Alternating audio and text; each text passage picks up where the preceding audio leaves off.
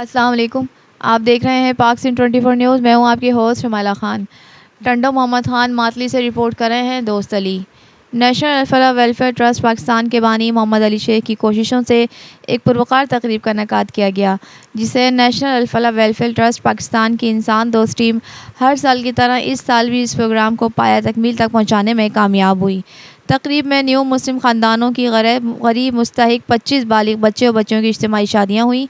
इस मौके पर national Al Falah welfare trust Pakistan के चेयरमैन मोहम्मद अली शेख ने मीडिया से बात करते हुए बताया कि इस तकरीब को मुकम्मल करने में जिन साथियों ने ताउन किया, उनमें हाजी फैसल सैतू साहब, फ़ारूक भाई, doctor Mudassir Hussain, Abdullah Ilahi, general secretary NAFWTP Ghulam Ali Sheikh, DIB incharge छठा AD Sheikh sahab, chairman Haswa Haji Ghulam Ali Sethar, Al Khidmat foundation chairman Tehreek Ahle Hadith Pakistan Allama Abdullah Ghazi sahab, professor Sheikh Mohammad Younus Siddiqui sahab, Al Wahidi welfare organisation Aadhaar foundation, Al Ikhlas new Muslim welfare trust, Al Furqan relief trust, Ashiana society international, Sheikh Rajuni Ittehad Sen, Nangar public press club Thatta, ग़ुलाम मुर्तज़ा बहीर, डॉक्टर इम्तियाज़ गुल मोहम्मद शेख का हमारे साथ भरपूर ताउन रहा।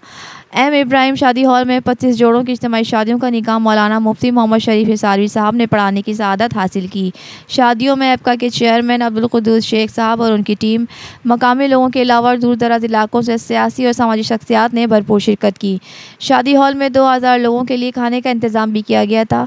मोहम्मद अली शेख ने मुल्क व कौम के लिए खुसूसी दुआ कराई और सब आने वाले मेहमानों का शुक्रिया अदा भी किया।